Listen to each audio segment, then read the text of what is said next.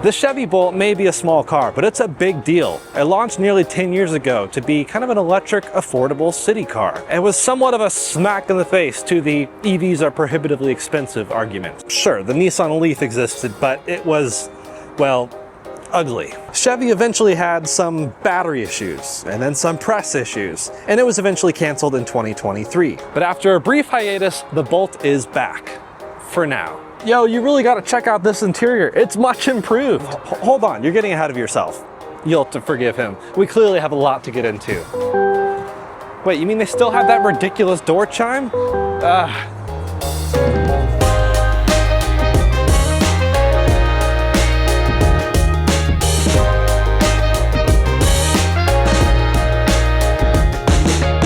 If this looks familiar, well, that's no coincidence. The outside is pretty much the same as before. Sharp-eyed viewers will see some changes though, such as an updated front end.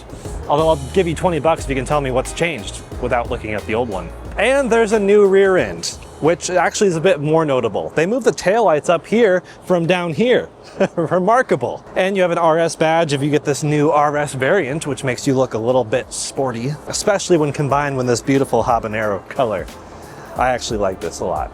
But they kept a lot from before, partially to keep costs down. Don't fix it if it ain't broke. It's clearly been modernized a bit, and there's some fun colors. It looks right at home on your average Chevy dealership parking lot.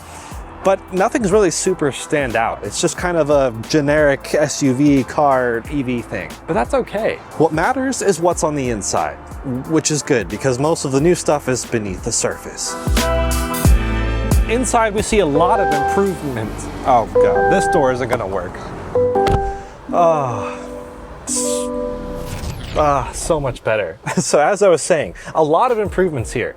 The materials everywhere do feel a step above the previous Bolt. You have some nice, interesting plastic, still a lot of hard touch points, still nothing premium by any means, but it looks more interesting. There's a lot of interesting textures going on. There's a cool mix of colors on the dashboard. We've seen similar treatments like on the Ford Maverick, for example. There are creative ways to do cheap, and I love that. The important thing is it's not super chintzy, and there's not really much of a cheap feeling when you push on something. And there's lots of really creative storage solutions all throughout the cabin. The tech also looks a bit less cheap, perhaps up to par with the rest of Chevy's 15 other vehicles. Both screens are bigger, now 11 inches and 11.3 inches, up from the 10.2 and 8 inches from before, if anyone's counting. Baked into the center display, which is angled really high, by the way. Not sure how I'm gonna feel about that when I'm driving. You'll find Android Automotive. You will not find Apple CarPlay or Android Auto, controversially, which will unfortunately alienate many buyers. I'm curious if you guys would make a buying decision based on that being in a car or not, but unfortunately this has gone the way of the rest of the GM EVs for the most part. No CarPlay. I get it. I hear your concerns. We'll see if they do as well, but this does have Google Maps built in, which works very well, and it's integrated into the car much better than CarPlay would technically. And finally, as an Apple Music enthusiast, I now have an app for that. Yeah, I've been wanting Apple Music and GM EVs for a long time. I don't even have a GM EV, I'm just passionate. Below the screen, button fans rejoice, for there are physical climate controls and even ventilated seats in a cheap economy car. There's also a wireless phone charger and no more push button shifter. You now use the stalk to throw it in drive. So once you put this thing in drive, you will start to see why smaller is sometimes better. It's just more maneuverable. Though this is about 100 pounds heavier than the outgoing Bolt, it still keeps it to about 4,000 pounds, which is less weight than most EVs. And that gives you this feeling of nimbleness. Is that a word? Any small car will feel innately a little bit dynamic around corners, which I think people will appreciate. This is by no means a sports car. You're not gonna feel like you're riding on rails, even if Chevy says they do. But it still feels decently planted around the corners and just more comfortable in general. I think there were a lot of complaints with the old Bolt surrounding its ride comfort and NVH. noise, vibration, and harshness. And I think a lot of that has been improved here. I'm hearing less of the things around me. This feels like a bit more of a sealed, tightened cocoon. And it's small enough to feel a bit like a cocoon at times, but I'll take that. The ride comfort has also been improved. I'm still feeling little bumps and undulations on the road, but nothing dramatic. And of course, having these 17-inch wheels helps with that. You do have a decent amount of sidewall. They're not trying to cram giant wheels into the thing just to make it look good. And as far as power, well, funny enough, they gave us a car without that much charge, but let me do a quick flooring test. Oh, we were already in sport, yikes. So it's not very powerful when you're down a low state of charge. In this case, we're at 27%. Still, it's going to be decent. It's going to be plenty of power for most people. There were a lot of fans, super fans of the old Bolt, and even the old Chevy Spark way back when that was a thing in an EV. And those both had a lot of torque. Now, the power has been upped just a bit here, about 210 horsepower, but the torque has been dropped quite a bit. Now, part of what makes this car possible is the parts sharing. You know, what can they do to save cost and then throw that cost to the consumer? Part of that is just, well, using most of the paneling and stuff they had from the previous Bolts, but also the front motor. This motor is actually from the Chevy Equinox, which is cool. Why not share parts? It's detuned a bit, so that's what gives it the horsepower and torque numbers that it has. They don't need it to be as powerful as an Equinox because it's just moving less car around. What provides all that power? A brand new 65 kilowatt hour LFP battery pack. Why does that matter, you ask? Well, traditional battery packs are best to not fully charge. LFP means lithium iron phosphate, by the way, and that chemistry loves to be charged to 100%, giving you an effective daily range of that 260 plus miles compared to the 200 or so miles from the Bolts before that didn't like to be fully charged. Winter also won't affect it quite as much, as it now has a heat pump to help scavenge energy from the drivetrain when it's cold. What about charging? Well, that's also been improved drastically. You can now see speeds of over 150 kilowatts, which isn't a huge number in today's terms, but that's 3 times faster than the old Bolt used to charge. It makes stops like this a lot faster. 10 to 80% only takes 25 minutes now. With the old Bolt, it was a feat to take a road trip. Now it's just easy. Now, technically, the NACS charging port is in the wrong location when you consider most Tesla superchargers. But as Tesla starts building more and more of these new ones, that's going to become less and less of an issue. It fits right in right here. Another way you can recharge your battery is through regenerative braking. Basically, when you let off the throttle or use the brakes, the car will recoup energy back into the battery pack. Now, the previous Bolt had a paddle on the steering wheel that would allow you to increase the regen level. Well, unfortunately, paddle enthusiasts will have to stick to kayaking or something because that precious regen paddle is no more. Now you have to go into the screen and adjust regen. You can set it to high or normal or turn it off if you don't want one pedal driving. Personally, I'm fine with this change. I'm very much a set it and forget it. I just put it on one pedal driving, high regen, call it a day. It's very, very strong regen, by the way.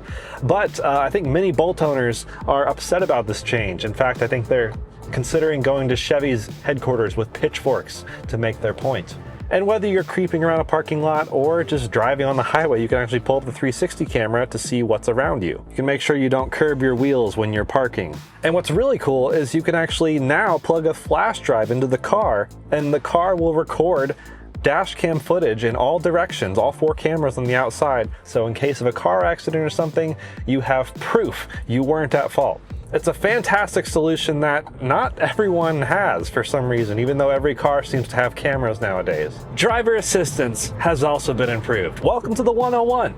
We are here to test Super Cruise. So what I've done is I've taken my driver display, press and hold the right scroll wheel to change driver displays, by the way. That was not obvious to me, had to be taught to me. But I went to the driver assistance screen, which you don't have to do, but that way I can see Super Cruise is ready. So I will press Super Cruise and engage.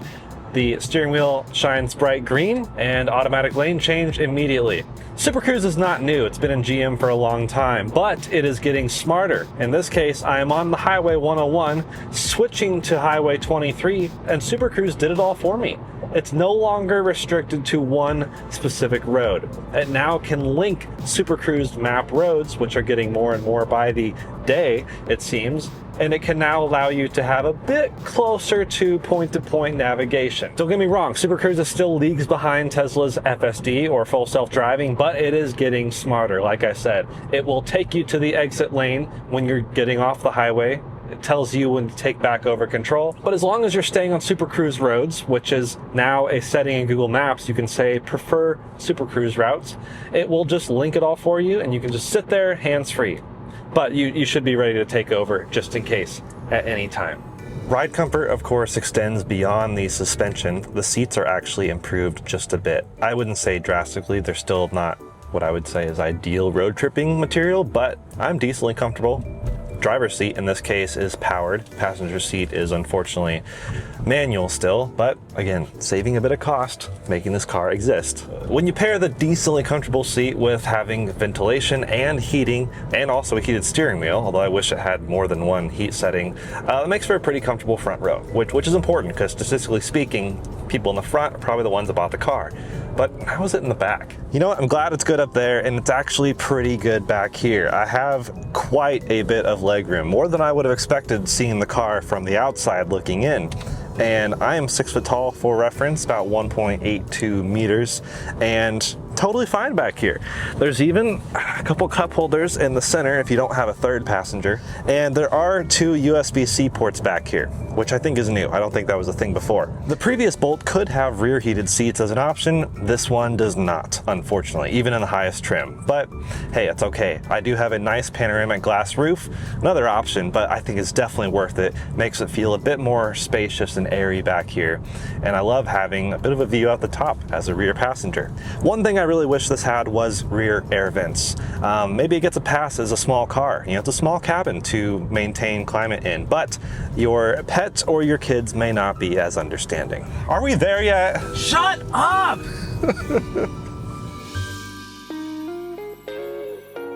Well, it may not drive like a $50,000 car, but that's kind of the point. The average car price has hit $50,000, which is crazy to me.